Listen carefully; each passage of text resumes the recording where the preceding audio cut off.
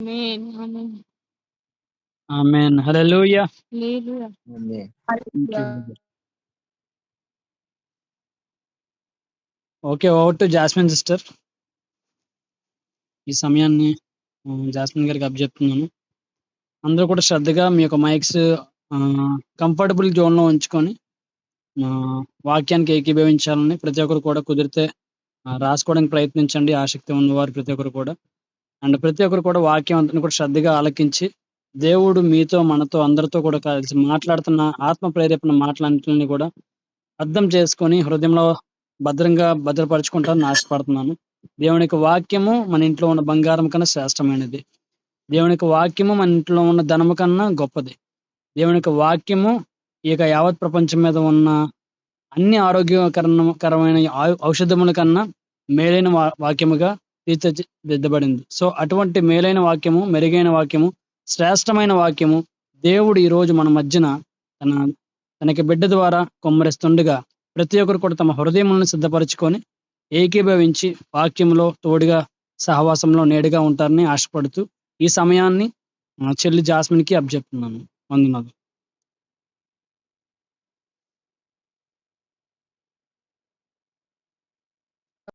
Praise the lord.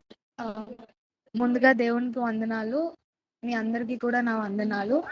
దేవుడు ఇచ్చిన అవకాశాన్ని బట్టి ఆయన ఎంతగానో స్తుతిస్తా ఉన్నాను.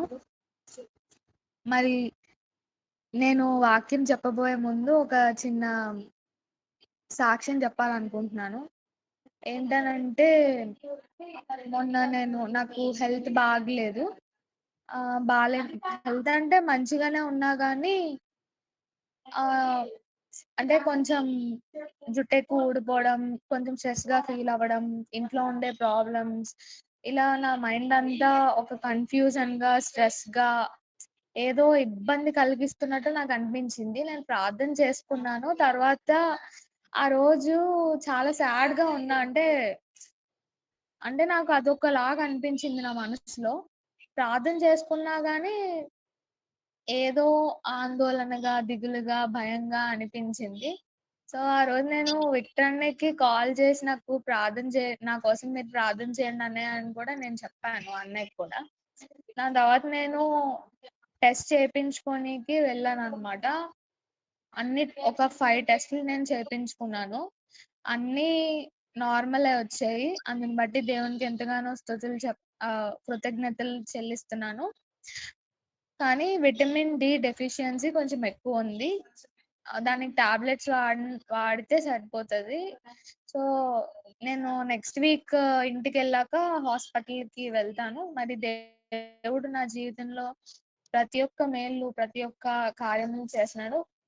మనుషులం కదా, అప్పుడప్పుడు బలహీన పడిపోతాం, నీరస పడిపోతాం, ఎన్నో ఆలోచనలు కలిగి ఉంటాము. ఎంత సంతోషంగా ఉండాలనుకున్నా సరే బాధ కలుగుతూ ఉంటది కొన్ని సందర్భాల్లో. కొన్ని అంటే చుట్టుపక్కల లేదా మన ఫ్యామిలీ కానీ లేదా ఆ వాతావరణానికి అప్పుడప్పుడు కొంచెం డిస్టర్బెన్స్ గా, స్ట్రెస్ గా అనిపిస్తూ ఉంటది అన్నమాట. సో దేవుడు నాకు నాకు నమ్మకం కలిగింది. దాని తర్వాత నేను ఒక వాక్యం విన్నాను. ఆ వాక్యం వలన నమ్మకం కలిగింది. అపవాది అనేక సార్లు శోధించినా సరే నేను జయం పొందుకోగలను అన్న నమ్మకం నాకు కలిగింది అనమాట. సో ఈరోజు నేను చెప్పబోయే వాక్యం ఏంటి అని అంటే, దేవునికి మన బాధలు పట్టవా? అసలు దేవుడు మన కోసం అసలు ఎందుకని ఇన్ని బాధలు పడాల్సి వస్తుంది? ఈ వాక్యం చెప్తున్న మీకే కాదు, నాకు కూడా వర్తిస్తుంది.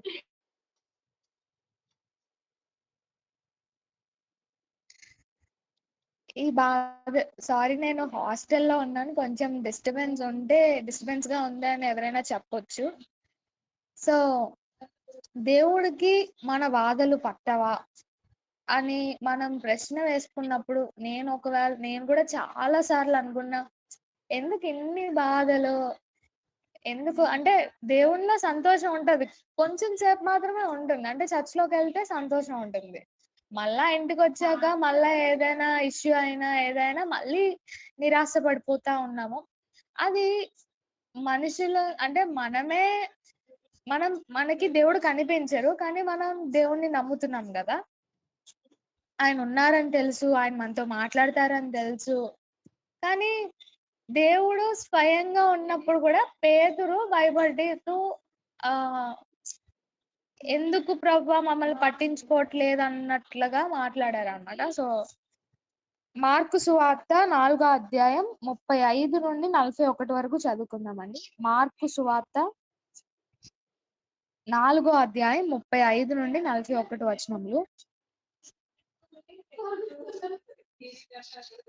ఆ దినమే సాయంకాలమైనప్పుడు ఆయన అద్దరికి పోవుదమని వారితో చెప్పగా, వారు జనులను పంపివేసి, ఆయనను ఉన్న పాటున చిన్న దోణిలో తీసుకొని పోయిరి.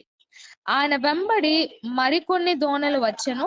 అప్పుడు పెద్ద తుఫాను రేగి, ఆయన ఉన్న దోణి మీద అలలు కొట్టినందున దోణి నిండిపోయెను. ఆయన దోణి అమరమున తలగడ మీద తలవాల్చుకొని నిద్రించుచుండెను. వారాయనను లేపి, బోధకుడా మేము నశించిపోచున్నాము. నీకు చింత లేదా? అని ఆయనతో అనిరి. అందుకాయన లేచి గాలిని గద్దించి నిశ్శబ్దమై ఊరకుండుమని సముద్రముతో చెప్పగా, గాలి అణిగి మిక్కిలి నిర్మలమాయెను. అప్పుడాయన మీరెందుకు భయపడుచున్నారు? మీరింకనూ నమ్మిక లేకయున్నారా? అని వారితో చెప్పాను.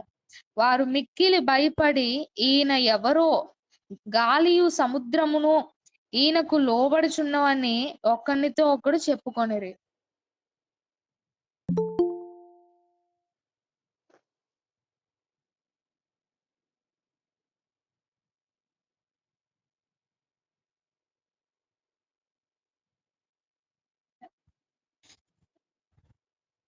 ఇక్కడ పేతురు పేతురుతో పాటు స్వయంగా యేసు ప్రభు గారే ఆయనతో పాటు ఉన్నారు. శిష్యులతో పాటు యేసు ప్రభు గారు కనిపిస్తున్నారు. స్వయంగా ఉన్నారు. ఆయనతోనే ఉన్నారు వీళ్ళు కూడా. కానీ ఎందుకు పేతురు అంతగా గాబరా పడిపోయి, అంతగా అమ్మో! నేను చనిపోతానేమో ఈ తుఫానుకి, ఈ గాలికి ఆహ్, ఎవరు నన్ను కాపాడరా అని చెప్పేసి యేసుప్రభు గారి దగ్గరికెళ్ళి, "మేము నశించిపోతున్నాము. నీకసలు చింతే లేదా?" అసలు చింతెందుకుండాలి? యేసు ప్రభువే వాళ్ళతో ఉన్నారు గదా! అసలెందుకు భయపడాలి? ఇక్కడ మనం చూసుకున్నట్లయితే పేతురుకి ఆహ్, భయం వేసింది. ఆయన భయపడి ఆ తుఫాన్‌కి, గాలికి భయపడి ఆ టైంలో యేసుప్రభు గారు ఆయనతోనే ఉన్నారు గానీ, విశ్వాసం అనేది అక్కడ కొంచెం తగ్గిపోయింది అన్నది నేను గమనించాను. అంటే నిజంగా పూర్తి విశ్వాసము ఉంటే ఎందుకసలు భయపడతాము? ఎందుకు ఇన్ని బాధలని మనం ప్రశ్నించుకుంటాము? యేసు ప్రభువే మనతో ఉన్నారు గదా! ఆయన చూసుకుంటారని మనకు తెలుసు. ఎన్నో వాక్యాలు వింటాము. ఆయన మనకి నెమ్మదిస్తాడని, ఆశ విక్టరనే ఎక్కువ దేవుడు ఖచ్చితంగా చేస్తాడు. అన్నీ మంచివిస్తారు అని చాలా సార్లు ఎక్కువ ఆ మెసేజెసే మనం వింటా ఉంటాం కదా! మరి ఆ వాగ్దానం గాని, ఆయన దేవుడు చెప్పిన మాటల్ని పట్టుకొని మనం ఎందుకు ఉండలేకపోతున్నాము? ఎందుకంత భయము? ఎందుకంత ఆందోళన అంటే, మనిషి స్వభావము అలాంటిది. భయపడే స్వభావం. విశ్వాసంలో ఒక్కొక్కసారి పడిపోతూ ఉంటామన్నమాట. సో, ఇక్కడ మనం తెలుసుకోవాల్సింది ఏంటి అనంటే, పేతురు యేసుప్రభు గారు ఉన్నారని జెప్పి ఆహ్, ఆయన ఉన్నారని తెలుసు. కానీ పేతురేంటంటే భయపడ్డాడన్నమాట. రెండవదిగా యేసుప్రభు గారు ప్రశాంతంగా పడుకున్నారు. ఆయనకి ఏ చింత లేదా మా మీద. మేము చనిపోయినా ఆయనకి పర్లేదా?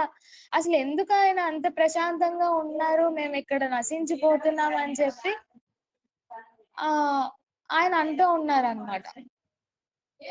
కానీ దేవుడే ప్రశాంతంగా ఉన్నప్పుడు, దేవుడే వాళ్ళతో ఉన్నప్పుడు ఎందుకా బాధ? ఎందుకా చింత? ఎందుకా కలవరం? ఎందుకు నశించిపోతున్నాం అని అనడం అన్నది మనం చూసుకోవాల్సొస్తుంది. అంటే ఇక్కడ మనం జ్ఞాపకం చేసుకోవాల్సిందేంటంటే, దేవుడికి నీ పట్ల, నా పట్ల ఆలోచన కలిగి ఉన్నారు. ఆయన నీతో నాతో ఉన్నారు అని మనం నమ్మాలి. ఆ విశ్వాసము స్థిరముగా ఉండాలి.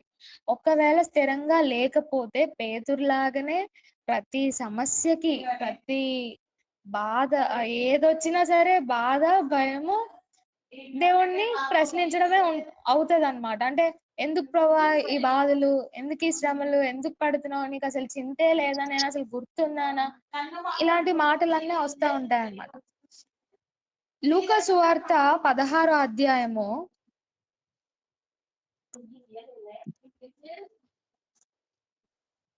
20-23 వచనముల్లో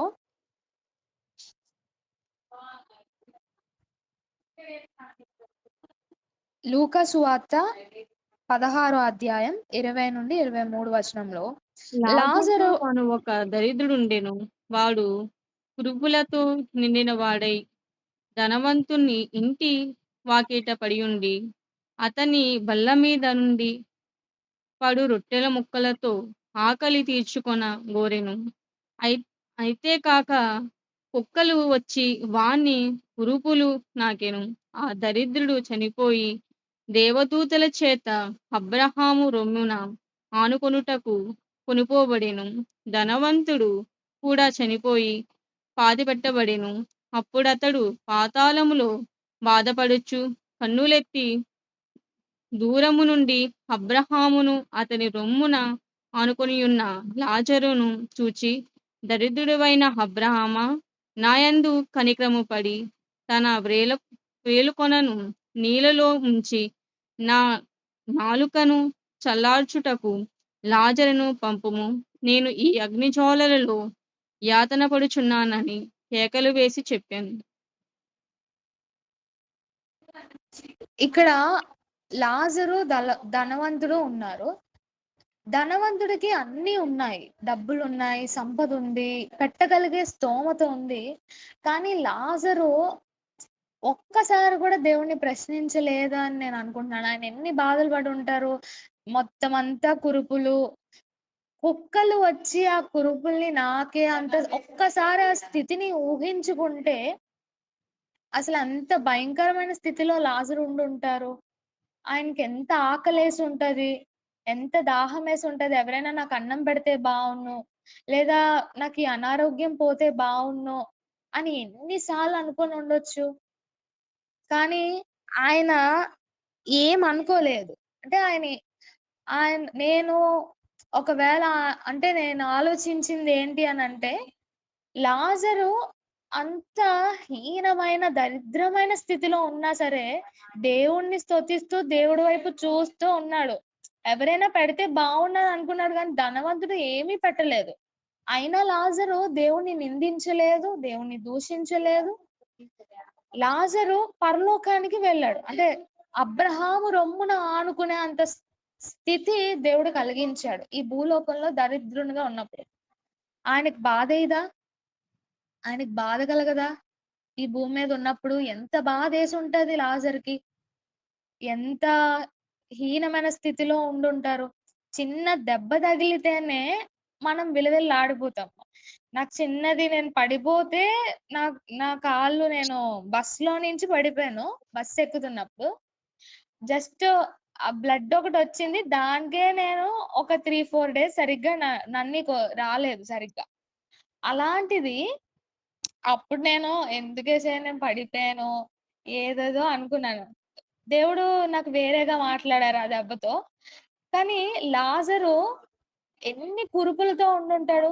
కుక్కలొచ్చి ఆ కురుపుల్ని నాకాయి అంటే ఆయన ఎంత దరిద్రమైన స్థితిలో ఉండుంటారు. కానీ అప్పుడు దేవుడిని ప్రశ్నించాలి గదా! యేసయ్య నీ నీకు నా మీద చింత లేదా? ఎందుకు నన్ను ఈ స్థితిలో ఉంచావు అని అడగాలి గదా! కానీ ఆయన అడగలేదు. దేవుడికి అన్నీ తెలుసు. ఆయన నీ బాధను చూస్తా ఉన్నారు. కానీ మనం అనుకుంటా ఉంటాం. ఏమనంటే ఎందుకీ జీవితం? ఏంట్రా బాబు! అనుకోని నిరాశ, అన్నీ నెగెటివ్ థాట్స్, నెగెటివ్ మాటలు అవే వస్తా ఉంటాయన్నమాట. కానీ వినుట వలన విశ్వాసం కలుగుతది. ఎప్పుడైతే దేవుని మాటను శ్రద్ధగా విన్నప్పుడు విశ్వాసం అనేది నీలో వస్తుంది. రోమీయులకు రాసిన పత్రిక 10వ అధ్యాయం 17వ వచనంలో రోమిల్కి రాసిన పత్రిక 10వ అధ్యాయం 17వ వచనంలో కాగా వినుట వలన విశ్వాసము కలుగును, వినుట క్రీస్తును గూర్చి మాట వలన కలుగును. వినుట వలన విశ్వాసం అనేది కలుగుతుంది. ఆయన నీతో నాతో ఈ రోజు ఏం మాట్లాడుతున్నారంటే, ఆయన నీ బాధను దృష్టించి ఉన్నారు.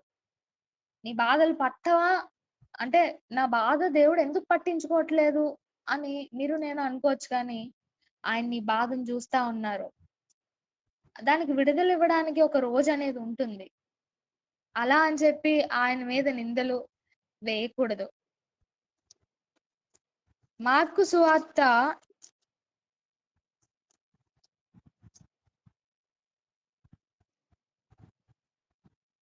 8వ అధ్యాయము 29లో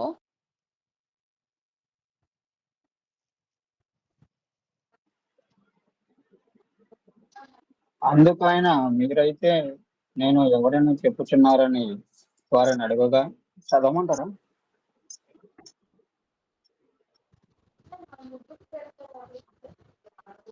ఇంకా చదవండి అన్న.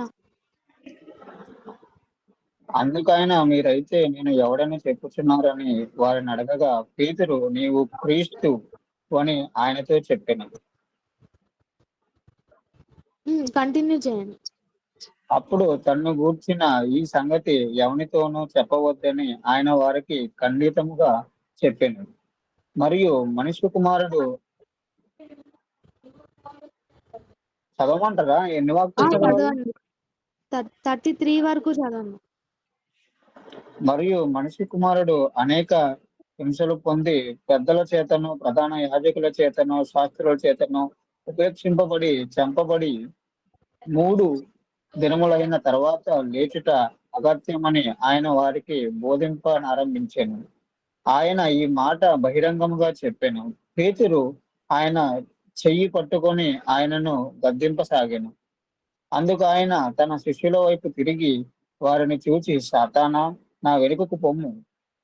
నీవు మనుషుల సంగతులను మనస్కరించుచున్నావు గాని దేవుని సంగతులను మనస్కరింపుకున్నావని పేతురును గద్దించాను. ఇందులో పేతురుకి అతి ప్రేమ యేసయ్య మీద బాగా కలిగింది. అంటే చూడండి, మనకు కూడా మనకు బాగా ఇష్టమైన వాళ్ళని ఎవరినైనా ఏమైనా అంటే మనం ఊరుకోం కదా.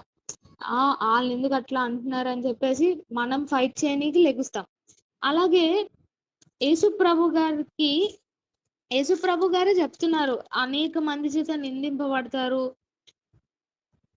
హింసలు పొందుతారు, తర్వాత అనేక మంది చేత ఎన్నో మాటలు, ఎన్నో నిందలు, తర్వాత చంపబడతారు, 3 దినములు అయిన తర్వాత లెగుస్తారు అని ఆయన ఓపెన్ గా చెప్పినప్పుడు పేతురుకి కోపం వచ్చేసింది. అలా మీరు ఎలా చనిపోతారు, అలా అవ్వదు అని ఏదేదో ఆయనకి నచ్చింది అనేసారు. అప్పుడు యేసుప్రభు గారు ఆయన్ని గద్దించారనమాట. ఎందుకంటే ఇది జరగాల్సిందే దేవుడు ఇక్కడ చెప్పారు. కానీ పేతురుకి అతి ప్రేమ ఎక్కువైపోయింది. పేతురు ఇక్కడ ఏంటంటే ప్రేమను చూపించారు, కానీ అది నిజమైన ప్రేమ ఏం కాదు. ఎందుకనంటే అక్కడ లాస్ట్ లో ఆయన్ని చంపే టైంకి అదే దేవుడు చెప్తారు కదా, అదే యేసుప్రభు గారు చెప్తారు, అబద్ధం చెప్తావు, ముమ్మారు నువ్వు బొంకుతావు, నువ్వెవరో నాకు తెలియదు అని అంటావు అని చెప్పి పేతురుతో యేసుప్రభు గారు చెప్తారు. పేతురు ఏమంటాడంటే, లేదు ప్రభువా, నేను అలా చెప్పను, అలా అంటారు. కానీ నిజంగానే వాళ్ళందరూ అడిగినప్పుడు నాకెవరో తెలియదు అని చెప్పేసి 3 సార్లు అంటారు. కోడి కూయక ముందే, అంటే కూస్తా ఉన్నప్పుడు అంటా ఉంటారు అన్నమాట. దాని తర్వాత బయటికి వెళ్ళాక పేతురు బాధపడతా ఉంటారు, నేను అప్పగించానా దేవుణ్ణి, నేను ఎవరో తెలియదని చెప్పాను, ఆయనతోనే నడిచా, ఆయనతోనే ఉన్నా, కానీ ఆయన ఎవరో తెలియదని చెప్పానా అని రియలైజ్ అవుతాడు పేతురు గారు. సో ఎందుకు ఈ అదే ఈ వాక్యం ఏం చెప్తుంది అని అంటే, అనేక సార్లు మనం తెలియకుండా మాట్లాడేస్తా ఉంటాము. అది అవ్వాల్సిందేమో, అది జరగాల్సి ఉంటది. కానీ మనం జరగకుండా ఆపేస్తున్నామేమో, అదొకటి. రెండోదేంటంటే, దేవుడు ఒక సమయం వచ్చేంత వరకు దేవుడు మనకు సమయాన్నిస్తాడు. అది వచ్చేంత వరకు మనం ఆగాలి, వెయిట్ చెయ్యాలి. అది ఆ సమస్య ఏదైనా తీరుతది గానీ, మనం వెయిట్ చేయాలి. ఆ వెయిటింగ్ అనేది మనకుండదు. ఇంకా ఎన్ని రోజులు? ఇంకా ఎంతవరకు నేను వెయిట్ చేయాలి? ఇంకా రావట్లేదు. ఇంకా జరగట్లేదు. నాకేదో అయిపోతుంది. దేవుడసలు నా ప్రార్థనే వినట్లేదు. నేను ఎన్ని సార్లు ప్రార్థన చేస్తున్నాను. ఉదయం చేశా, మధ్యాహ్నం చేశా, సాయంత్రం చేశా అయినా ఆన్సర్ రావట్లేదు. అంటే ఇప్పుడుండే జనరేషన్‌లో ప్రతీదీ ఇన్‌స్టంట్‌గా అయిపోవాలి. ఫాస్ట్‌గా వచ్చేయాలి. ఏదైనా త్వరగా అయిపోవాలి. ఆ విధంగా అలాగే మనం గూడా అన్నీ ఏదో ఒక సమస్యలు దేవుడికి చెప్పేసి అవన్నీ త్వరగా అయిపోవాలని కోరుకుంటా ఉంటాం. కానీ ఒక టైం అనేది ఉంటది. ఆ టైం లిమిట్ అయ్యాక దేవుడు తప్పకుండా జవాబిస్తారు. అప్పటి వరకు మనం వేచి ఉండాలి. పేతురు ఎప్పుడైతే పశ్చాత్తాపపడి రియలైజ్ అయ్యారో, ఆ తర్వాత ఆయన ఆత్మను పొందుకొని ఆయన సేవను కొనసాగించడం ప్రారంభించారు. అప్పుడు ఆయనలో నిజమైన విశ్వాసం అనేది ఎదిగిందనమాట. అంటే యేసు ప్రభు గారు ఆరోహమై వెళ్ళిపోయిన తర్వాత ఆయన ఆదరణకర్త అయిన ఆత్మను అనుగ్రహించాక పేతురు అప్పుడు అగ్నితో నింపబడి, విశ్వాసంతో నింపబడి యేసయ్య కోసం పరిగెట్టడం స్టార్ట్ చేశారు. ఆ విధంగా దేవుడికి మన బాధలు పట్టవా అంటే ఖచ్చితంగా పడతాయి. యోహాను సువార్త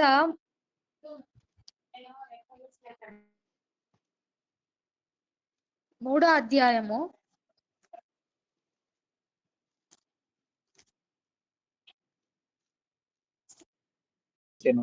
లోకము తన కుమారుని చదువుతున్నాను. ద్వారా రక్షణ పొందుటకే గాని లోకమునకు తీర్పు తీర్చుటకు దేవుడు ఆయనను లోకములోనికి పంపలేదు.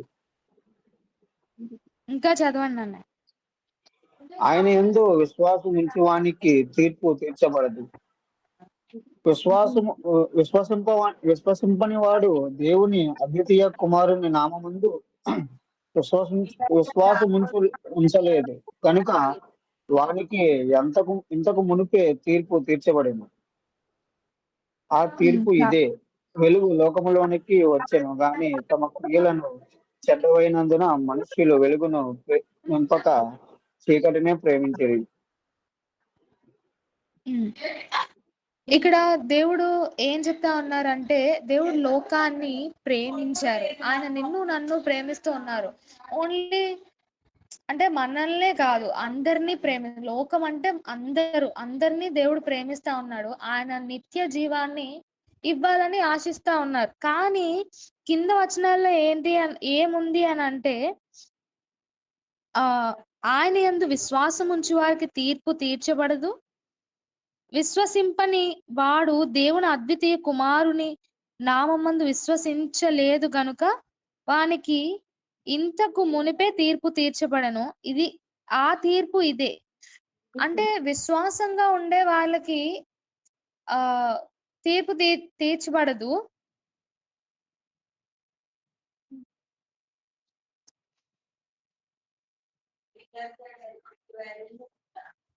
ఓకే.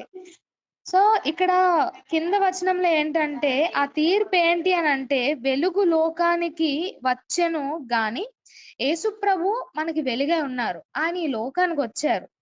కానీ తమ క్రియలు చెడ్డవైనందున మనుష్యులు వెలుగును ప్రేమింపక చీకటినే ప్రేమించారు. అంటే యేసుప్రభు గారు ఈ లోకానికి ఒక వెలుగుగా వచ్చారు. కానీ మీరు, నేను, ఈ లోకము చేసే హేయ క్రియలు, ఆయనకిష్టం లేని పనులు ఎన్నో చేసి, ఆ యేసుక్రీస్తు అయిన ఆ వెలుగుని ప్రేమించకుండా చీకటిని ప్రేమించడం ప్రారంభించాం. ఆ తర్వాత దుష్కార్యము చేయు ప్రతివాడు వెలుగును ద్వేషించును, తన క్రియలు దుష్క్రియలుగా కనబడునట్లు వెలుగు నొద్దకు రాడు. ఎప్పుడైతే చీకటిని ప్రేమించడం మొదలు పెడతామో వెలుగుని చూడనీకి ఇష్టపడము. వెలుగులోకి రావడానికి చీకటిలోనే ఉండాలనుకుంటారు. ఒంటరిగానే ఉండాలనుకుంటారు. నాకెవ్వరు వద్దంటారు. దేవుడు లేడంటారు. ఇంకా ఎన్నెన్నో మాటలొస్తా ఉంటాయి. ఎందుకంటే చెడ్డ కార్యములు, చెడ్డ క్రియలు, దుష్కార్యములు వాళ్ళ జీవితాల్లో ఉన్నాయి కాబట్టి చీకట్లోనే ఇంకా ఉండిపోవాలనుకుంటారు గానీ వెలుగులోకి రావడానికి ఇష్టపడరు. సత్ సత్యవర్తనుడైతే తన క్రియలు దేవుని మూలముగా చేయబడి ఉన్నవని ప్రత్యక్షపరచబడినట్లు వెలుగు నొద్దకు వచ్చును. ఎప్పుడైతే రియలైజ్ అయ్యి పశ్చాత్తాపపడైనా సరే సత్యంగా నేను ఉండాలి అని అనుకున్నప్పుడు ఖచ్చితంగా వెలుగులోనికి వస్తారన్నమాట. సో ఇందులో దేవుడు ఏం మాట్లాడుతున్నారు అని అంటే, మనము అనేక సార్లు చీకటిని ప్రేమించడం వల్ల యేసు ప్రభుని చూడలేకపోతున్నాం. ఆయన చేసే కార్యాలని మనం వర్ణించలేకపోతున్నాం. ఇంకా ఆయన నన్ను పట్టించుకోవట్లేదా అని ప్రశ్నిస్తున్నామే తప్ప, ఒకవేళ మీరు నేను వెలుగులో ఉంటే ఆ ప్రశ్న కూడా రాదు. ఇక్కడ మనం గుర్తించుకోవాల్సింది ఏంటంటే, దేవుడు నిన్ను నన్ను ప్రేమిస్తా ఉన్నారు.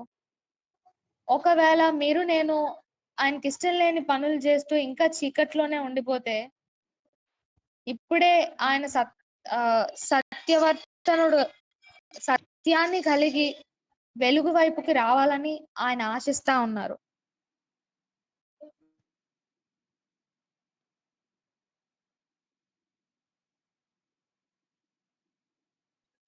గలతీయులకు రాసిన పత్రిక 3వ అధ్యాయం 27వ వచనము.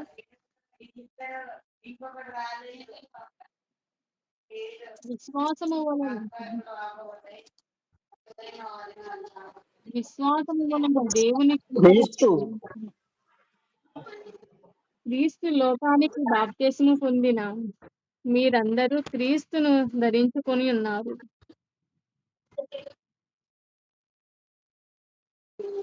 ఇక్కడ దేవుడు ఏం చెప్తా ఉన్నారంటే, మీరు నేను మనందరం కూడా యేసు ప్రభు గారి యొక్క కుమారులము, కుమార్తెలము.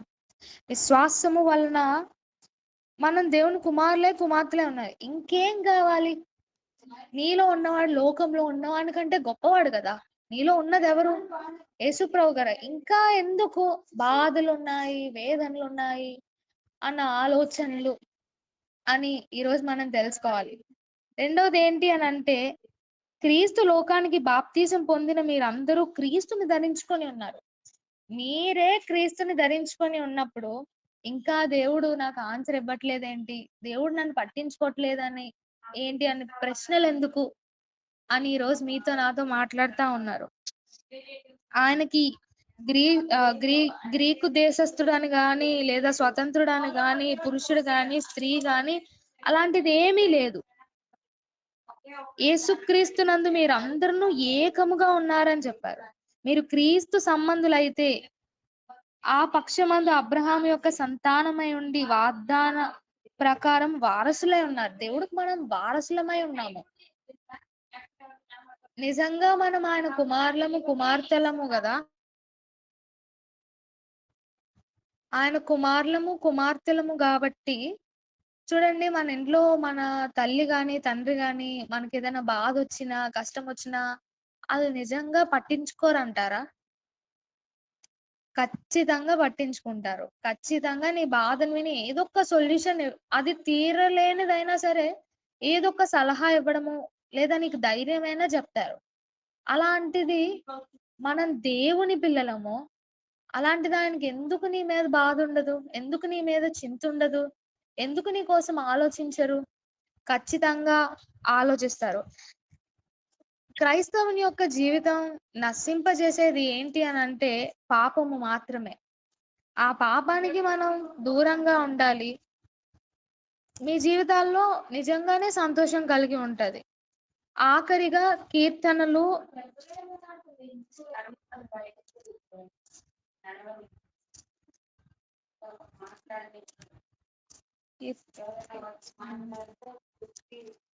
25వ అధ్యాయము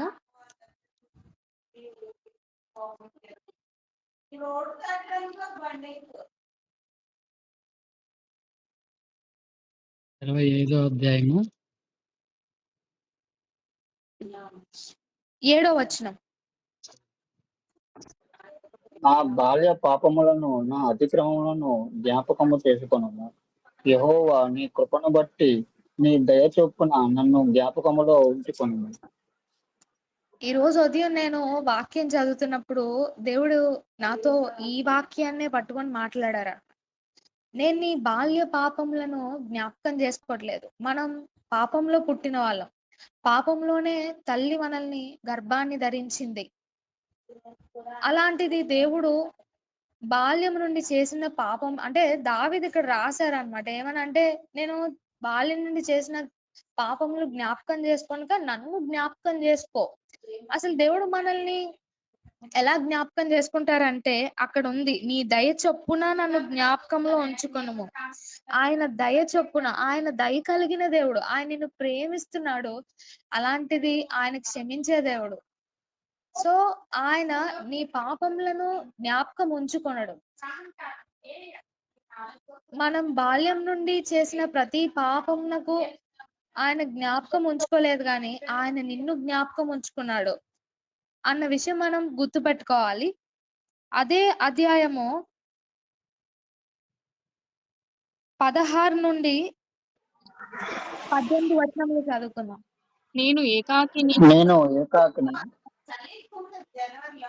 నా వైపు తిరిగి నన్ను కరుణింపుము. నా హృదయ వేదనలు అతి విస్తారములు, ఇక్కట్లో నుండి నన్ను విడిపింపుము. నా బాధను నా వేదనను కనుగొనుము. నా పాపములన్నిటినీ క్షమించుము.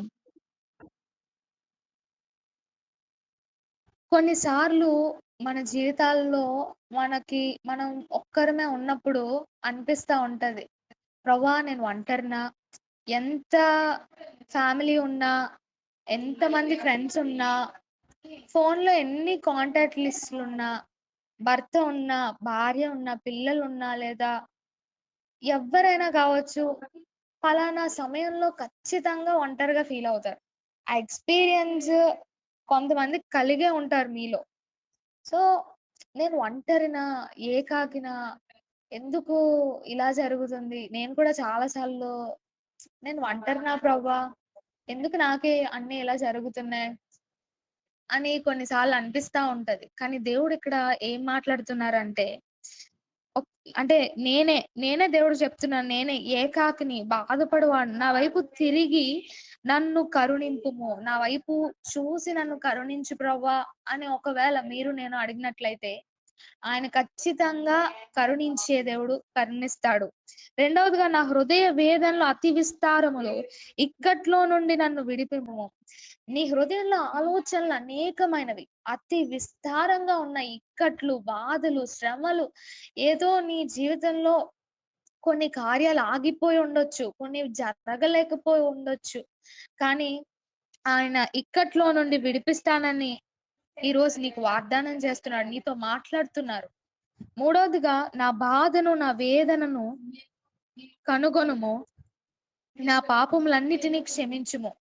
ఆయన్ని బాధను వేదనను దృష్టించి ఉన్నారు. ఖచ్చితంగా ఒక్కసారి ఆయన వైపు తిరిగి ఆయన దగ్గరకు వెళ్తే తప్పకుండా నీ పాపములు క్షమిస్తారు.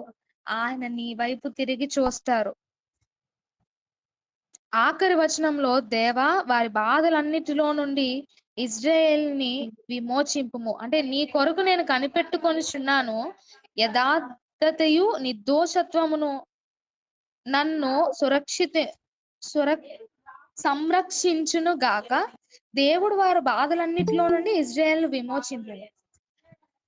మన యథార్థతను చూసి, మన నిర్దోషత్వము అంటే ఏ దోషము మనలో కనిపించకపోయినప్పుడు ఖచ్చితంగా దేవుడు మనల్ని సంరక్షిస్తాడు. ఆయనకు కావాల్సింది ఏంటంటే నీ హృదయం శుద్ధిగా ఉందా లేదా అన్నది ఆయన చూస్తారు. దాన్ని బట్టి ఆయన ప్రతి బాధలో నుండి, ఇజ్రాయేల్ ఎలా అయితే ప్రతి ఒక్క వేదనలు బాధలు పడుతున్నప్పుడు విమోచించారో, విడిపించారో, అలాగే దేవుడు కూడా ఈరోజు మీరు నేను పడుతున్న బాధలకి విడుదల కలగజేస్తారు. 27వ అధ్యాయం 10వ వచనంలో, నా తల్లిదండ్రులు నన్ను విడిచినను యెహోవా నన్ను చేరదీయును.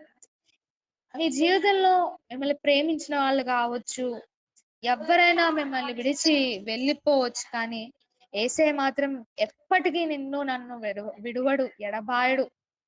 ఆయన నిన్ను చూస్తా ఉన్నారు.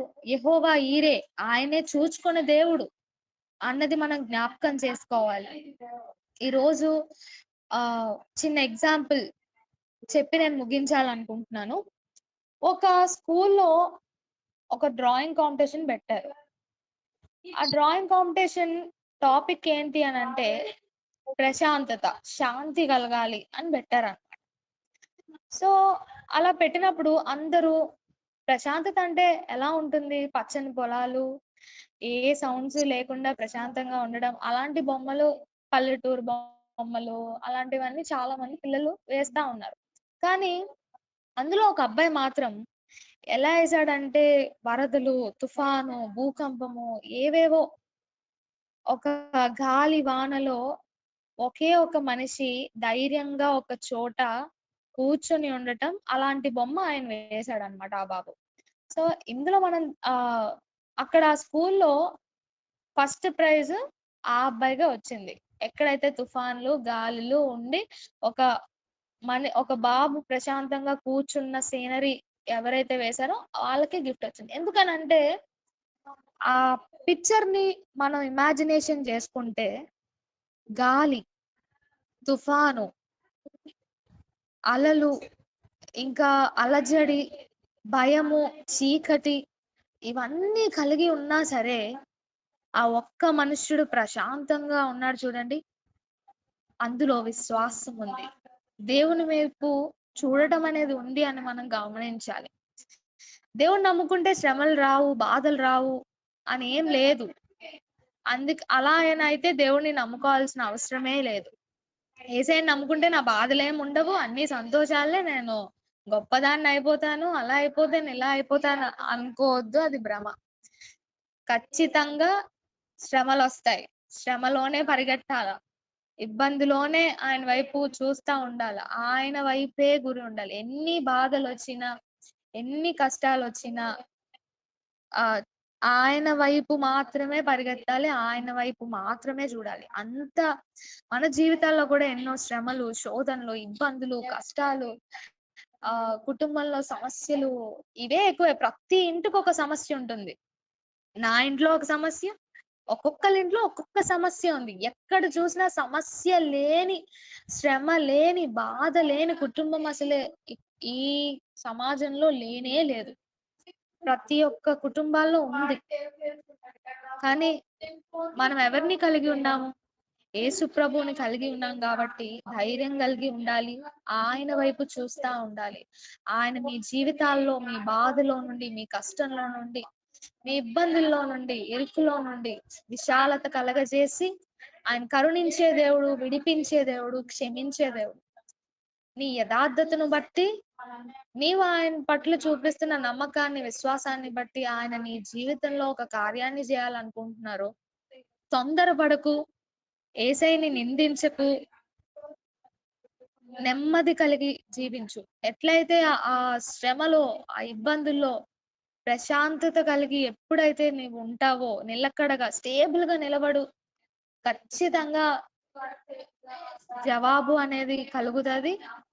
దేవుడు నీ జీవితంలో ప్రతి ఒక్క సమస్యలు నెమ్మదిగా తీర్చేయడం, నీ జీవితానికి ప్రశాంతత సమస్యలు ఉన్నా సరే మనస్సుకి ప్రశాంతత వస్తుంది ఎప్పుడైతే మనం దేవుణ్ణి చూస్తాము. అదే మనం చీకట్లోనే ఉండిపోతే, వెలుగుని చూడకుండా చీకటినే ప్రేమిస్తే ఎప్పటికీ ఆ ప్రశాంతత పొందలేము. బాధలు పోయినా సరే మనసుకు ప్రశాంతత అనేది ఉండదు. సో ఆ ప్రశాంతత కావాలి అని అంటే ఆయన వైపే చూడాలి, ఆయనతోనే నడవాలి. ఆయన ఆత్మ సహాయం ఎప్పుడూ మనకు ఉండాలి. ఆయన ఆత్మ సహాయాన్ని మనం పొందుకోవాలి. పోయిన వారం పాస్టర్ గారు వాక్యం చెప్పారు. ఆత్మ కోసమే చెప్పారు. పరిశుద్ధాత్మను కలిగి ఉండాలి, ప్రార్థన చేయాలా, మనం దేవునితో ఎక్కువ సమయాన్ని గడపాలా అని ఆయన చాలా స్పష్టంగా మాట్లాడారు. అలాగే ఇక్కడ కూడా మన దేవుడు చింత లేదా, బాధ లేదా అంటే దేవుడు ఎప్పుడు నీ కోసమే ఆలోచిస్తా ఉంటారు. అది మాత్రం ఎప్పుడు మర్చిపోయి. అందుకే ఆఖరి వచనంలో ఎవ్వరు విడిచి వెళ్ళిపోయినా, నీ భర్త గాని, నీ పిల్లలు గాని ఎవ్వరు మన వాళ్ళు కాదు, అది గుర్తుపెట్టుకోవాలి. నీకంటే ఎక్కువగా నిన్ను నువ్వు ప్రేమించుకోవద్దు, నీకంటే ఎవరిని ఎక్కువగా ప్రేమించకు, ఇంకా ఈ లోకంలో ఉండే వస్తువులకు గాని లేదా వేరే వేరే ఆకర్షణలకు గాని వాటిని కూడా ప్రేమించకు. ప్రేమించాల్సింది దేవుణ్ణి మాత్రమే. ఈ 3 గుర్తుపెట్టుకుంటే మన జీవితం చాలా బాగుంటుంది. ఆయనకి కావాల్సింది దేవుణ్ణి ప్రేమించడం. నిన్ను నువ్వు ప్రేమించొద్దు. వేరే దేవుడి కన్నా వేరే వాళ్ళని ఎక్కువగా ప్రేమించకు. ఈ లోకంలో ఉండే అందాలు, ఐశ్వర్యాలు లేదా ఈ లోకాన్ని ప్రేమించకు. దేవుణ్ణి మాత్రమే ప్రేమించు. ఆయన్ని నా జీవితాలలో కార్యాన్ని జరిగిస్తాడు, నెమ్మదిని కలగజేస్తాడు, సమాధానం నా జీవితంలో ఉంటుంది. శ్రమలు, బాధలు ఎన్ని వచ్చినా సరే ఆయన వైపు మాత్రమే చూడు, మనుషుల్ని ఆశించకు. సో దేవుడు ఈ వాక్యాన్ని దీవించును గాక. డిస్టర్బెన్స్ గా ఉన్న, తప్పులున్నా దయచేసి క్షమించండి. Have a blessed day. Thank you. Amen, amen, హల్లెలూయా.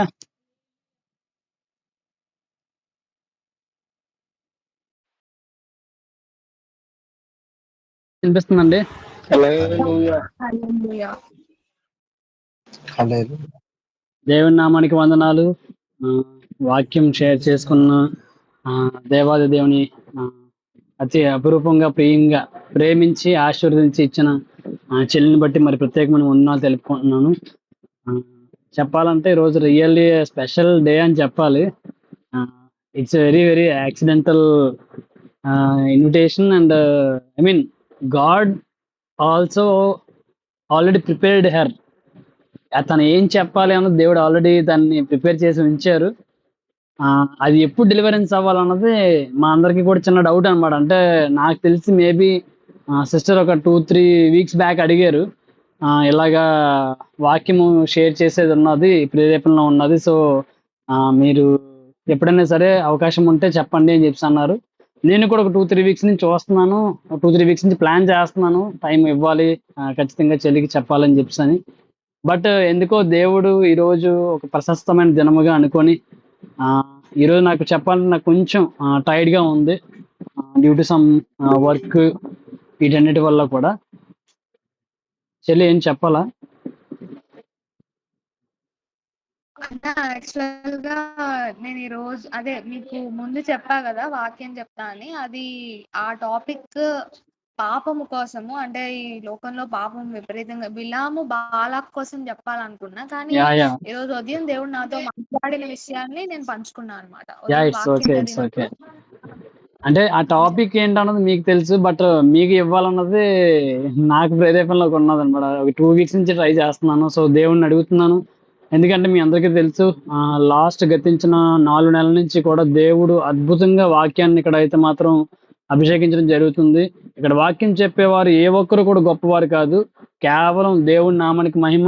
దేవుడు నిలబెట్టుకుంటున్నాడు, దేవుడు మాట్లాడుతున్నాడు, దేవుడు ప్రతి ఒక్కరిని కూడా దర్శించి దీవించి ఆశీర్వదించి ముట్టి స్వస్థపరిచి వాక్యముతో బలపరిచి అందరినీ కూడా వాక్యముతో ఉపక స్నానం చేయించి వాళ్ళ హృదయంలో ఉన్న మాలిన్యమని, వాళ్ళ జీవితంలో ఉన్న దారిద్ర్యమని, వాళ్ళ యొక్క జీవితంలో ఉన్న కష్టాలని అన్నిటిని కూడా ఒక సుఖాంతపరిచేలాగా, ఆశీర్వదించేలాగా, సులభంగా వెళ్ళేలాగా, దీవించేలాగా ప్రతి ఒక్కరిని కూడా చేస్తున్నారు. ఎందుకంటే నేను లాస్ట్ ఒక 4 months నుంచి కంటిన్యూగా వింటున్నది ఏంటంటే, ఖచ్చితంగా మీటింగ్ అయిపోయిన తర్వాత మినిమం 1 కాల్ అయినా సరే వచ్చి, అన్న ఈరోజు దేవుడు మీ ద్వారా వాక్యం ద్వారా ఈరోజు మాట్లాడారు అన్న, నాతోనే మాట్లాడారు అన్న, ఈరోజు మెసేజ్ నా గురించే వచ్చిందన్న అని చెప్పడం నాకు చాలా చాలా చాలా ఆనందంగా ఉంది. ఎందుకు అంటే నిలబెట్టుకున్నవాడు ఆయన గొప్పవాడు. నిలబడ్డానికి మాకు యోగ్యత లేనప్పటికీ కూడా ఆ యోగ్యతని దక్కించుకునే అవకాశాన్ని దేవుడు ఇచ్చారు. నేను మొదటి నుంచి కూడా చెప్తున్నాను, ఈ మీటింగ్ స్టార్ట్ అయిన నుంచి అండ్ మీ అందరూ కూడా నాకు పరిచయం అయిన దగ్గర నుంచి నేను ఒకటే మాట చెప్తున్నాను, మీరందరూ కూడా వినువారుగా మాత్రమే కాకుండా మీరందరూ కూడా ఆ సిలువ భారం మోయవారుగా దీవించబడాలి. హల్లెలూయా. సిలువ భారం మోయడం భాగ్యం ఏంటన్నా అంటే ఖచ్చితంగా భాగ్యం అనే చెప్పాలి. ఎందుకంటే అంతటి భారము భాగ్యము దేవుడు మోసాడు కనుకే ఈరోజు హెచ్చించబడ్డాడు. యావత్ ప్రపంచంలో అందరు దేవుడు అని చెప్పుకున్న వారికన్నా నిజ దేవుడిగా పిలువబడ్డాడు. అటువంటి సిలువ భారము ఎవరైతే వారి జీవితంలో మోస్తారో ఆ యొక్క ధన్యత, ఆ యొక్క భాగ్యము దేవుడు తగిన సమయమందు తగినట్టుగానే తగిన వ్యక్తికి ఖచ్చితంగా తెచ్చిపెట్టేస్తాడు అనమాట. ఆ పేరు ప్రఖ్యాతిని ప్రతిదాన్ని కూడా దేవుడు తెచ్చేస్తాడు. నా ఆశ అంతా ఒకటే. నా ఆశ అంతా నాతో పాటు సహవాసం చేసే వాళ్ళందరూ కూడా నాకన్నా అవసరమైతే ఇంకా ఒక మెట్టి పైకి ఎక్కి దేవుని ఇంకా గట్టిగా గణపరిచి దేవుని యావత్ ప్రపంచంలో మహింపరచాలన్నది నా గట్టి ఆశ.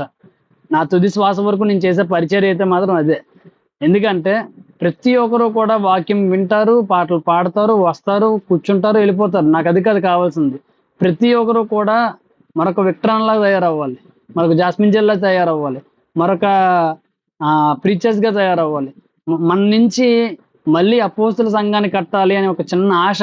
నేను ఆరంభించింది కూడా అలాగే ఆరంభించాను. ఎందుకంటే చాలా మంది అన్నారు ఆన్లైన్ దగ్గర ఇంటి పక్కన చర్చికి వెళ్ళట్లేదు, బాగా చెప్పిన పెద్ద పెద్ద హోస్టింగ్ చేస్తున్న వాళ్ళ చర్చలకే వాక్యాలు వినట్లేదు, అన్ని లైటింగ్లు హీటింగ్లు పెట్టి ఏసీ రూమ్లు పెట్టి కూర్చోబెట్టిదని అక్కడికి వచ్చేనే వాక్యం వినట్లేదు అని చెప్పి కొన్ని అపవాదిక తంత్రాలను స్టార్టింగ్ లో నా పురి చుట్టూ తిరిగేవి. నాకు అనిపించేది, ప్రభువా నువ్వు ఆశ అయితే పెట్టావు కానీ దాన్ని ఏ రకంగా నడిపించాలి, ఎవరిని పిలాలి. ఎందుకంటే లోకల్లో ఉంటూ ఎవరెవరిని పిలిస్తే అదొక చిన్న ఆబ్లిగేషన్ రావచ్చు. మన సంఘం వాళ్ళని ఇలా శనివారం మీటింగ్ని పిలిచి ఆ సంఘానికి తీసుకెళ్ళిపోతున్నారు అనే ఆబ్లిగేషన్ రావచ్చు. లేదంటే మన సంఘంలో ఉన్న వాళ్ళని సరైన వాక్యంలో నడిపించి మన సంఘంలో ఉన్న తప్పులను చూపిస్తున్నారు సో అని చెప్పి ఆబ్లిగేషన్ రావచ్చు. ఇలాంటి లాట్ ఆఫ్ థింగ్స్ నా సరౌండింగ్స్ లో, నా మైండ్ లో స్టార్టింగ్ లో ఉండేవి. నేను ఎప్పుడు కూడా ఇందాక చెల్లి వాక్యం చెప్తున్నట్టుగా దేవునికి వాక్యం స్పష్టంగా తెలియజేస్తున్నట్టుగా కష్టాలు ఉండక మానవు ప్రతి ఒక్కరి జీవితంలో కూడా కష్టాలు వస్తాయి. ఆ కష్టములు వెనుక ఒక బలమైన సమాధానము దేవుడు ఏర్పరిచిన తర్వాతే మన జీవితంలో ఆ కష్టాన్ని ప్రవేశపెడతాను నేను గట్టిగా నమ్ముతాను. హల్లెలూయా.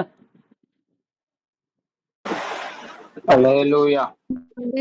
మీరందరూ ఖచ్చితంగా నమ్మండి. ఎందుకంటే ఒక టీచర్ ఒక క్వశ్చన్ పేపర్ మన చేతికి ఇచ్చారు అంటే ఒక ఆన్సర్ షీట్ మనకి ఆన్సర్ షీట్ ఇవ్వడానికి అది ప్రిపేర్ చేసిన తర్వాత క్వశ్చన్ షీట్ ఎవరికైనా ఇస్తారు. అలాగే ఒక పరీక్ష మన జీవితంలోకి వస్తుంది అంటే దాని సమాధానము, దాని విధి విధానము దేవుడు మన జీవితంలో పెట్టిన తర్వాతే దాన్ని క్వశ్చన్ చేయడం కానీ ఆ సమస్య తీసుకురావడం కానీ జరుగుతుంది.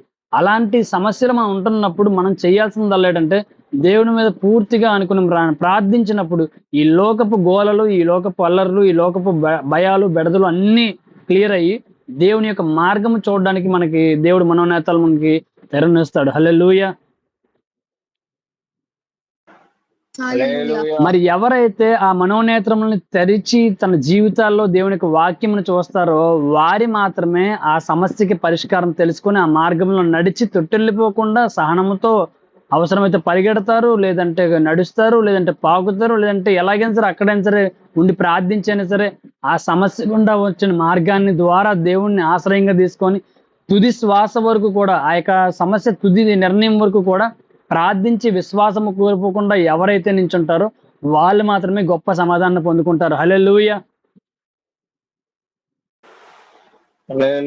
మీరు అందరూ చాలాసార్లు అంటే కొంచెం అడుగుతుంటారు కదా, అన్న మీకేం లే అన్న, మీకు అన్ని బాగానే ఉన్నాయి, మీకు మంచి ఉద్యోగం ఉంది, మీకు మంచి ఇల్లు ఉంది, మీకు something so and so talents ఉన్నాయి, అలాగే అలాగే అని చెప్పి కొంతమంది పర్సనల్ గా మాట్లాడుతుంటారు. నేను ఒక మాట చెప్తాను, గుర్తుపెట్టుకోండి. ఈ రోజు నా ఉద్యోగము, నా ఇల్లు, నా ఆస్తి, నా అందము, నా యొక్క క్వాలిఫికేషన్స్ ఇవన్నీ కూడా దేవుడని నేను నమ్ముకున్నాను అని చెప్పి దండం పెట్టినట్టు నా నెత్తి మీద కానీ వచ్చి పడలేదు కదా. వీటన్నిటికీ కూడా సమ్ ప్రిపరేషన్స్ జరిగాయి. It was started at my childhood. It was started before the promise was started in my mother's womb. నా తల్లి గర్భంలో నేను పడక ముందే దేవుడు నా పట్ల ఒక ప్రణాళిక కలిగి ఉన్నాడు. ఆ ప్రణాళిక నేను నా జీవితంలో నాకు లోక జ్ఞానం వచ్చినప్పుడు దేవుడు దాన్ని ఆరంభించడం మొదలుపెట్టాడు. నా యవ్వన కాలంలో ఆయన నన్ను పట్టుకున్నాడు. నా యవ్వన కాలంలో నన్ను కొట్టాడు, తిట్టాడు, అవమానించాడు, నేర్పించాడు, తొక్కాడు.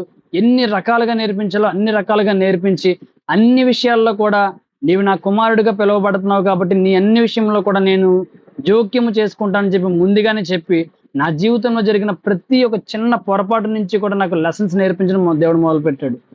ఈరోజు ఎవరినైనా ఒక మాట హఠాత్తుగా ఏదైనా అంటే ఎమ్మట ఫీల్ అయిపోతారండి. నన్ను ఎంత మాట అనేసాడేటి, అంతమందును నా గురించి అంత తెలుసు కదా, నా గురించి ఏం తెలుసు నీ మనిషి నన్ను అంత మాట అనేసాడు అని చెప్పి అనుకుంటారు. ఒక మాట అడుగుతున్నాను, గుర్తుపెట్టుకోండి. మీ గురించి ఎవరు కూడా ఏమీ తెలుసుకోకుండా ఒక మాట అనరు. మీ మంచి కోరేవాడు ఎప్పుడైనా మిమ్మల్ని ఒక మాట అన్నా సరే మీరు ఆనందించండి. ఎందుకంటే మీ మంచి కోరేవాడు కాబట్టి మీకు మంచి జరగాలని మిమ్మల్ని గద్దించడం తీసుకోవాలి తప్పిస్తే కానీ నన్నే అంటాడా, వీడి వయసు ఎంత, ఈడెంత, వీడి బతికెంత, ఇప్పుడు కొంచెం మా అమ్మ నాన్నే అనలేదు, మా పాస్టర్ అనలేదు, మా టీం లీడర్ అనలేదు, నా బెస్ట్ ఫ్రెండ్ అనలేదు. దేవునికి వాక్యం మనకు సెలవిస్తుంది, మన మంచి కోరి స్నేహితుడు మనకి గాయం చేసినా సరే మంచి మార్గం నడిపిస్తారు, కానీ మనం పడిపోవాలనుకున్న వాడే మనకి దొంగ ముద్దులు ఇస్తుంటాడు, దొంగ ప్రేమలు చెప్తుంటాడు. ఎప్పుడు కూడా లోకము విషయంలో ఆ జ్ఞానమును కోల్పోవద్దండి. ఎవరైతే స్వీట్ గా మాట్లాడుతున్నారో, ఎవరైతే నీట్ గా మాట్లాడుతున్నారో, ఎవరైతే నీట్ గా మనం మాట్లాడే లోకపు అలవాట్లలోకి దించుతున్నారో, లోకపు ఆశల్లోకి దించుతున్నారో వాళ్ళ విషయంలో మీరు తస్మాత్ జాగ్రత్త. ఎవరైతే దేవుని ఎంపికలో ఉండి ఏమైనా పొరపాట్లు చేస్తే వాళ్ళ కోసం ప్రార్థించండి, వాళ్ళ కోసం చెప్పండి, అన్న మనం ప్రార్థన చేసుకుందాం, అన్న మనం ఇలా ఉన్నాం కదా, మనం ఎందుకు ఇది తప్పు అనిపిస్తుంది, మనం ప్రార్థన చేసుకుందాం, లేదు మీరు చేయలేకపోతున్నారా, మీరు చెందలేకపోతున్నారా, సరే నేను మీకోసం ప్రార్థన చేస్తాను అని చెప్పండి. ఎందుకంటే కొన్నిసార్లు ఎంత దేవుని తెలుసుకున్నా, ఎంత ఆత్మస్థితిలో ఉన్నా సరే వాళ్ళకి కూడా చాలా రకరకాల శోధనలు వస్తాయి, చాలా రకరకాల శోధనలు వస్తాయి. వాక్యం బోధిస్తున్న మా అందరికీ కూడా చాలా అంటే చాలా ఒత్తిడి ఉంటుంది. నానా రకాల మనుషుల దగ్గర నుంచి, నానా రకాల సంస్థల దగ్గర నుంచి, నానా రకాల శోధనల దగ్గర నుంచి ఎన్నో రకాల రెస్పాన్సిబిలిటీస్ ఉంటాయి. I'm not even doing only preaching of a what God. నేను దేవుని యొక్క వాక్యముని మాత్రమే నేను బోధించి ఈరోజు కూర్చోట్లేదు. ఒక ఇంజనీర్గా వర్క్ చేస్తున్నాను, ఒక ఇంటికి ఒక పెద్ద బాధ్యత తీసుకుని కొడుకుగా వర్క్ చేస్తున్నాను, మా సంఘానికి పెద్దగా వర్క్ చేస్తున్నాను, నా యొక్క భార్యకి అన్ని అవసరాలు తీర్చి ఏ విషయంలో కూడా తక్కువ రాకుండా చూసుకోవడానికి ప్రయత్నించడానికి ఒక భర్తగా నేను చూసుకుంటున్నాను.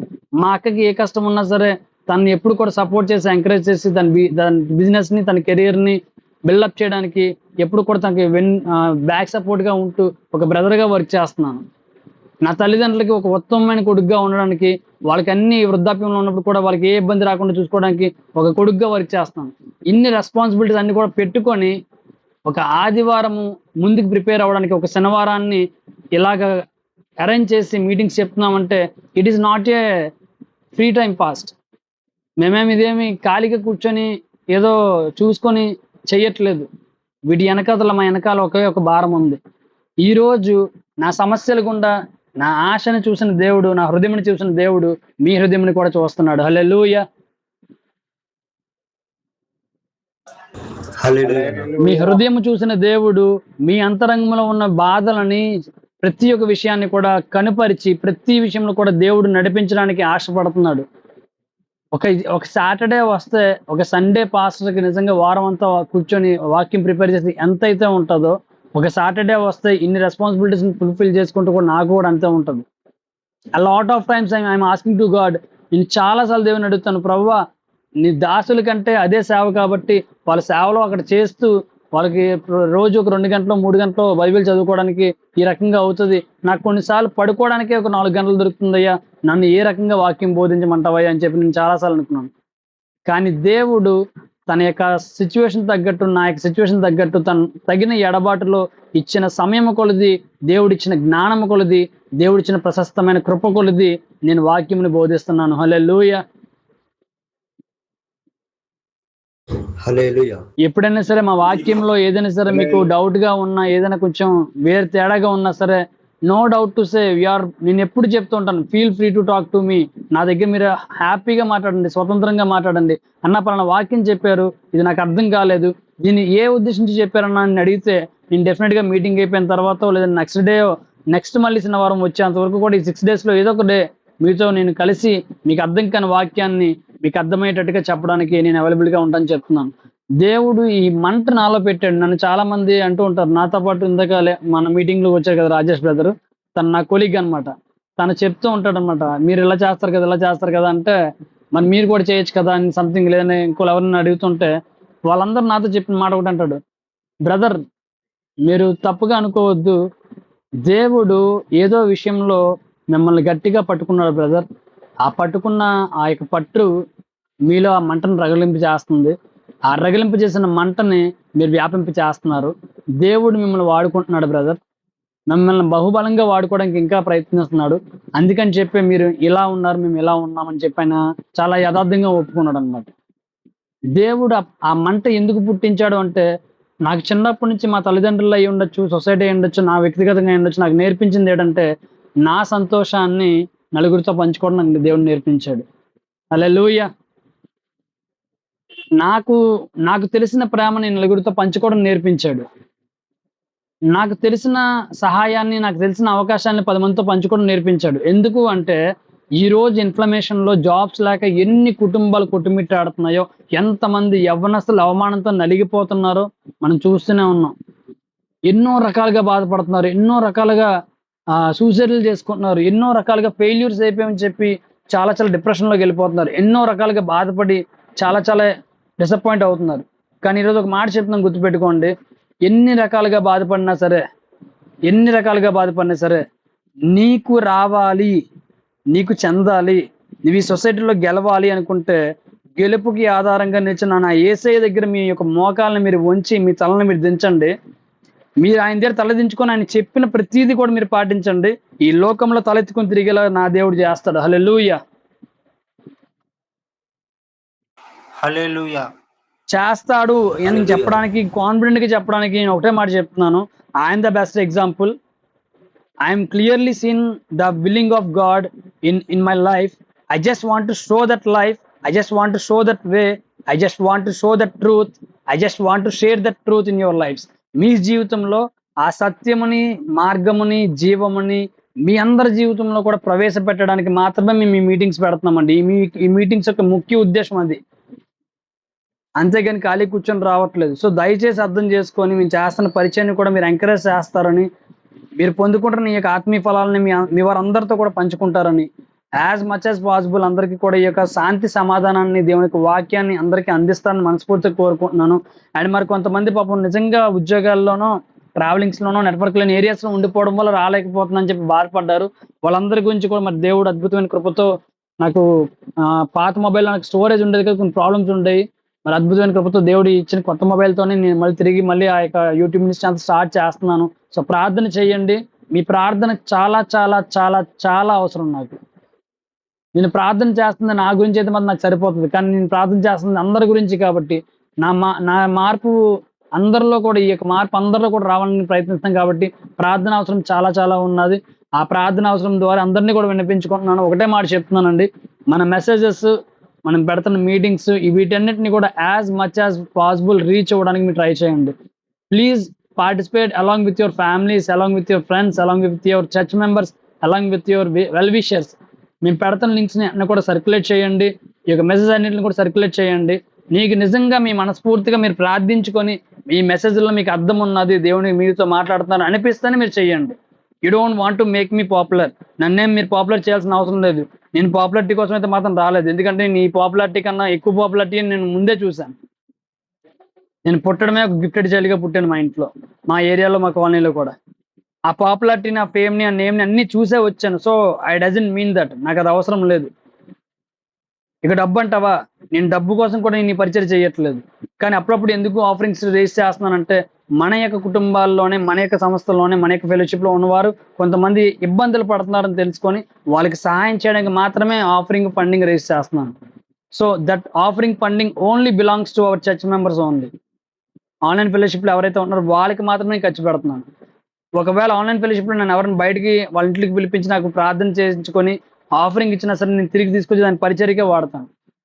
ఎందుకంటే ఈరోజు మీరందరూ కూడా వేరు వేరు రాష్ట్రాల్లో, వేరు వేరు జిల్లాల్లో ఉన్నారండి, వేరు వేరు ప్రాంతాల్లో ఉన్నారు. నేను మీ ఇంటికి రావాలంటే నాకు ఖచ్చితంగా ఖర్చు అవుతుంది కదా. ఆ డబ్బు నేను ఎక్కడి నుంచి కనుక్కుంటే కొంత నా జీతం నుంచి తీసుకుంటాను, మరికొంత మీరు ఎవరైతే ఆఫరింగ్ ఇచ్చారో వాటినే నా పెట్రోల్ బ్యాలెన్స్కి, నా టికెట్ బ్యాలెన్స్కి వాడుకొని నేను ఈ యొక్క గృహాలు సందర్శించడం జరుగుతుంది. సో దయచేసి ఆఫరింగ్ విషయంలో ఎవరు కూడా అభిప్రాయపడద్దు.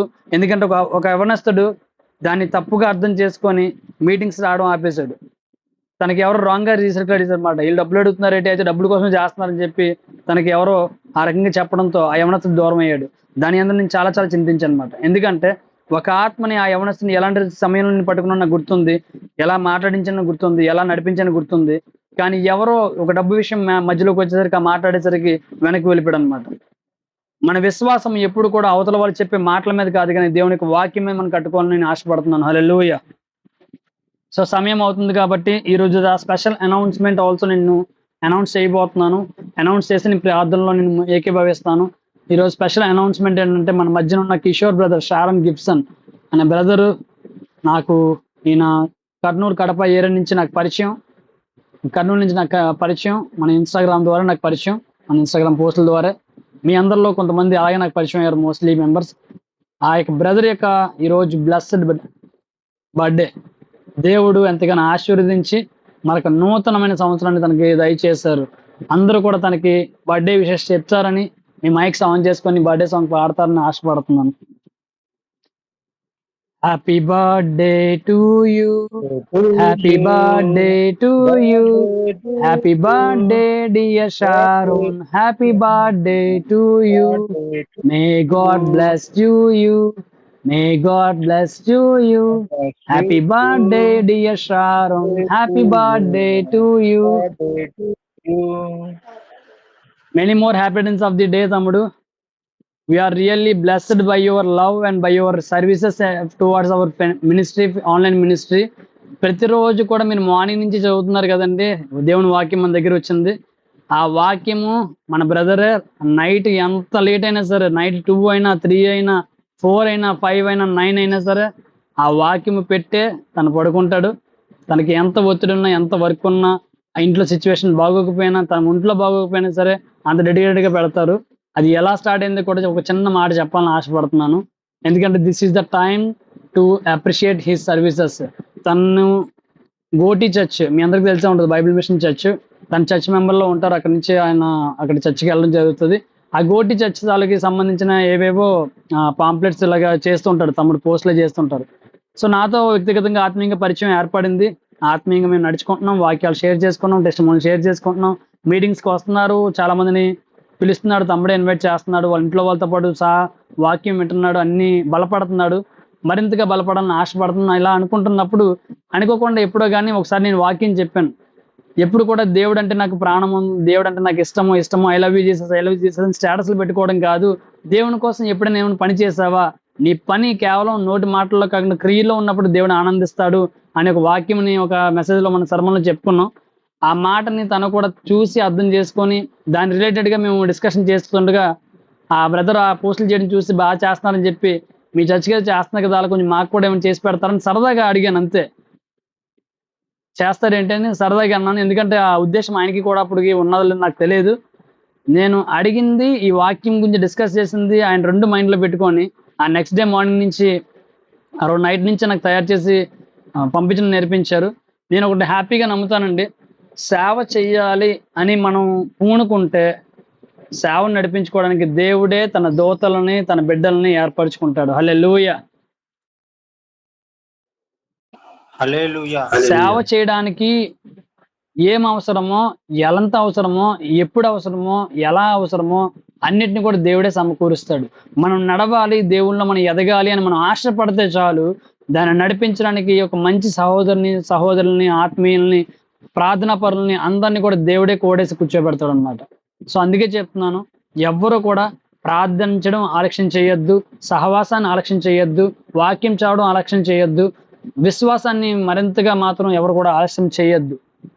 విశ్వాసంలో ఎప్పుడైనా చల్లారిపోతున్నాం అని అనిపిస్తే, బాధ వేస్తే ఇమీడియట్గా కాల్ చేసేయండి, పర్వాలేదు. రాత్రి 2 అయినా పర్వాలేదు, విక్టర్ అన్న సంథింగ్ ఎలా అనిపిస్తుంది అన్న అని చెప్పి ప్రార్థన చేయండి. నేను హ్యాపీగా ప్రార్థన చేస్తాను. మాట్లాడుకుందాం, ధైర్యపరచుకుందాం, ఒకరినొకరిని ధైర్యపరచుకుందాం, ఒకరినొకరు కలిసి దేవుని మహింపరుద్దాం.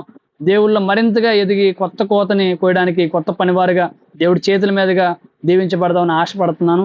సో నిజంగా thank you so much brother. మీరు వచ్చిన తర్వాత నాకు నిజంగా కొంచెం కాన్ఫిడెన్స్ ఇచ్చారు. ఈ మీటింగ్స్లో మధ్యలో కొంచెం నాకు డిస్టర్బెన్సెస్ వచ్చినప్పటికీ కూడా మీరు వచ్చిన తర్వాత చాలా సపోర్ట్ చేశారు, చాలా డెడికేటెడ్గా వర్క్ చేస్తున్నారు. సో మిమ్మల్ని స్ఫూర్తిగా తీసుకొని తక్కిన వాళ్ళందరూ కూడా వాళ్ళకి తోచింది వాళ్ళు కూడా సాయం చేయాలని, ఈ మినిస్ట్రీని ఇంకొంచెం ముందుకు తీసుకెళ్లాలని మేము ఆశపడుతున్న యొక్క దేవుని యొక్క ప్రణాళికని అందరిలో కూడా రేకెత్తించాలని, వెలిగింపు చేయాలని మనస్ఫూర్తిగా కోరుకుంటూ ప్రార్థనలోకి వెళ్దాం. మహాపరిశుద్ధుడ జీవాధిపతి నీకు వందనాలు తండ్రి, స్తోత్రములైనా దయగల రాజు, కృపగల దేవా, సర్వోన్నత సర్వశక్తివంతుడు నీకు వందనాలు తండ్రి, స్తోత్రం తండ్రి. మీరే సర్వం, మీరే సమస్తం, మీరే సకలం తండ్రి. ఈ రాత్రి కల్లా సమయం వరకు కూడా గడిచిన కాలమంతటి కూడా మీ రక్తచర్మం భద్రపరిచి కాచి కాపాడి తీసుకొచ్చిన విధానం బట్టి నీకు వేలాది వందనాలు, కోట్లాది స్తోత్రాలు ప్రభువా. ప్రపంచం యావత్తు కూడా పాపంలో నివసించడానికి, పాపంలో పోవడానికి, మా యొక్క మార్గంలో తొట్టింపు చేయడానికి, మా పాదంలో జారింపు చేయడానికి ప్రయత్నిస్తుండగా మీ దూతల కాపుదల సమూహముతో మీ రెక్కల చాటును మమ్మల్ని భద్రపరిచి మీ యొక్క అమూల్యమైన మాటలను వినడానికి మీకు గొప్ప సన్నిధిని పొందుకోవడానికి మాకు ఇచ్చిన ఈ సదావకాశమును బట్టి నీకు వేలాది వందనాలు, కోట్లాది స్తోత్రాలు ప్రభువా. కృపను చూపించారు, సహాయం దయచేశారు. టీంలో ఉన్న ప్రతి ఒక్కరిని కూడా మీరు ముట్టుతున్నారు, స్వస్థపరుస్తున్నారు, ఆత్మతో నింపుతున్నారు, వాక్యంతో నింపుతున్నారు, విశ్వాసంతో నింపుతున్నారు, బలముతో నింపుతున్నారు, స్వస్థతలతో నింపుతున్నారు, మేలులతో నింపుతున్నారు, మీ ఆత్మీయ వరములతో నింపుతున్నారు, మీ ఆత్మాభిషేకముతో ప్రోక్షింప చేస్తున్నారు ప్రభువా. దాన్ని బట్టి నీకు వందనం తండ్రి, స్తోత్రం తండ్రి. పొందుకోవడానికి మేము యోగ్యులము కానప్పటికీ కూడా మీ ఉన్నతమైన కృపతో మాకు యోగ్యతని, అర్హతని కల్పించి మీ యొక్క దాసులుగా, మీ పనులుగా వాడుకోవడానికి, మీ యొక్క రాజ్య వ్యాప్తిని బాగు చేయడానికి మమ్మల్ని అందరినీ వాడుకునే విధానం స్థితిలో సొందుకున్న తండ్రి. మీ వాక్యంలో సెలవిస్తుండగా మరి ఎన్ని సమస్యలు ఉన్నప్పటికీ కూడా మీరు మాతో ఉన్నారు, మీరు మమ్మల్ని విడువడు, ఎన్నడు ఎడబాయరు అని ఇచ్చిన వాగ్దానం, వాక్యం ప్రకారం మేము దాన్ని అర్థం చేసుకొని మా బలహీనమైన సమయంలో, మా సమస్యల సమయంలో, మీ యొక్క రాకడ సమీపిస్తుండగా అన్ని విషయంలో కూడా మేము మిమ్మల్ని మాదిరిగా తీసుకొని మీకు తోడుగా ఉండి మీ చేయపట్టుకుని నడిచి వారిగా సహాయం దయచేయమనుకుంటున్నాం ప్రభువా. లోకం ఎన్నో ఆశలు చూపించి మమ్మల్ని రేకెత్తిస్తున్నప్పటికీ, ఇరెక్కిస్తున్నప్పటికీ కూడా, మమ్మల్ని కవ్విస్తున్నప్పటికీ, మమ్మల్ని టెంప్ట్ చేస్తున్నప్పటికీ కూడా మీ యొక్క టెంపరేచర్స్ లో మేము ఎక్కడ కూడా తగ్గుబడకుండా ఆ ఉజ్జీవముతో మేము నడుచుకునేలాగా సహాయం దయచేయండి. మా హృదయంలో ఆ మంటని, మా యొక్క హృదయంలో ఉన్న ప్రతి ఆశని కూడా మీరు చూస్తున్నారు, రెట్టింపుగా ఆశీర్వదించేస్తున్నారు. కృపను చూపించండి, సహాయం దయచేయండి. మరి ఈ రోజు మరి వాక్యం పంచుకున్న సిస్టర్ని, వారి కుటుంబాన్ని కూడా మరీ ముఖ్యంగా జ్ఞాపకం చేసుకోండి. మీ యొక్క దోతుల కాపుదల కుటుంబానికి అందరికీ దయచేయమని కృపను చూపించండి. మరింతగా వాక్యంలో మరింత లోతైన అనుభవంతో వెళ్ళే విధంగా సహాయం దయచేయండి. అటు విధంగా తీసుకొచ్చిన బిడ్డలందరినీ జ్ఞాపకం చేసుకోండి. మరి ముఖ్యంగా స్పెషల్గా ఈరోజు బర్త్డే చేసుకుంటున్న ఒక షారన్ గిఫ్ట్స్ని జ్ఞాపకం చేసుకోండి, బ్రదర్ని జ్ఞాపకం చేసుకోండి, కుటుంబాన్ని జ్ఞాపకం చేసుకోండి.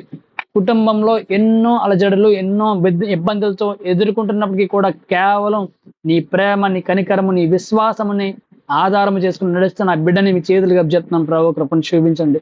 తన జీవితంలో చేయబోయే గొప్ప కార్యములు, మేలైన కార్యములు, రానున్న దినాల్లో తన యొక్క వివాహ కార్యమును కూడా మీ చేతులకి రాత్రికాల సమయంలో అప్పచెప్తాం తండ్రి.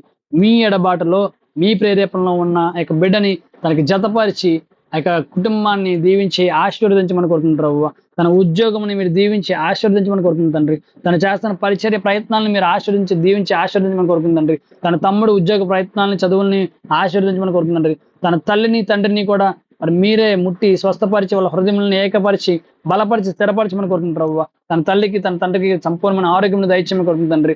బిడ్డకి కావాల్సిన ప్రతి ఒక్క అవసరతని, ఆయుష్ని, ప్రతి ఒక్క ఆశీర్వాదంని కూడా యేసు నామములో కుమ్మరింప చేయరుగాక. సహాయం దయచేయని కృపను చూపించండి. అలాగే తీసుకొచ్చిన ప్రతి ఒక్క బిడ్డను కూడా జ్ఞాపకం చేసుకోండి. ఏ అవసరంతో వచ్చారో మాకు తెలియదు కానీ మరి మీరు మమ్మల్ని నిలబెట్టుకుని చెప్పిన ప్రతి ఒక్క వాక్యం కూడా విన్నవారు ప్రతి ఒక్కరు కూడా విశ్వాసంలో బలపడి ఆ యొక్క వాక్యముని ఆధారం చేసుకొని జీవించలాగున కృపను చూపించండి, సహాయం దయచేయండి. ప్రతి ఒక్క బిడ్డను కూడా మీరే ముట్టండి, స్వస్థపరచండి, బలపరచండి, స్థిరపరచండి. ఆ ప్రతి ఒక్క గాయమును కూడా మీరు ముట్టి స్వస్థపరిచి, బలపరిచి, స్థిరపరిచి మీ నామమునికి మహిమ తెచ్చుకోమని, అన్ని విషయంలో కూడా తగ్గించుకొని ఈ లోకముకు వెలుగుగా ఉన్న మిమ్మల్ని మాదిరిగా తీసుకొని మేము పనిచేస్తున్న స్థలాల్లో, మేము నివసిస్తున్న స్థలాల్లో కూడా గొప్ప వెలుగుకరంగా ప్రతి ఒక్కరిని కూడా మీరు వెలిగించమని కోరుకుంటారు. కృపను చూపించండి. ప్రతి ఒక్క బిడ్డను కూడా మీరు మాట్లాడండి. మీ యొక్క వాక్యంతో ప్రతిరోజు కూడా మీరు మాట్లాడి మీలో ఆత్మీయంగా మరింతగా ఎదిగి ఆత్మీయ ఫలములను పొందుకునే విధంగా సహాయం దయచేయమని, మా యొక్క మాటల్లో, చూపులు, తలంపులు, చేష్టల, ప్రవర్తనలు తప్పులను క్షమించమని, మాలో ఉన్న ఏమోలైనా సరే శరీరాశ, నేత, జీవపడము, కామక్రత, మదమత్యాలతో ఉంటే యేసునామములో బంధించి లయపరచమని, మా యొక్క ప్రత్యేక అవసరం తీర్చి నడిపించే వాక్యం తెలుపుకుంటూ మీ యొక్క సమీపం రాకడ నుంచి మునుపే మరొకసారి ముచ్చరించి ఆలోచించుకుని భాగ్యం దయచేయమని, ప్రతి అవసరాన్ని కూడా మీ చేతులకు అప్పచెప్తుండగా సంపూర్ణమైన మేలులతో, సంపూర్ణమైన స్వస్థతతో నాకు రిక్వెస్ట్ చేసిన ప్రతి ఒక్క కుటుంబాన్ని, వచ్చిన కుటుంబాన్ని, రాని కుటుంబాన్ని అందరూ కూడా మీరు ఒకసారి జ్ఞాపకం చేసుకోమని, మహిమగంత ప్రభువుని మీరే పొందుకోమని, మమ్మల్ని మేము తగ్గించుకొని మేము హెచ్చిస్తూ మా ప్రభుడు, మా రక్షకుడు, మా మంచుకుడు, మా అనుకతున్నాను యేసునామమున చిన్న ప్రార్థన అడుగుకు పొందుకున్నాను తండ్రి. ఆమేన్. యేసు రక్తమే జయం, ప్రభు యేసు రక్తమే జయం. యేసు నామం సంపూర్ణ విజయం కలుగును గాక, అపవాదికి నాశనం కలుగును గాక, సమాప్తం వరకు మీ నామమునకు మహిమ కలుగును గాక. Amen. Amen. Amen. Hallelujah. Praise lord.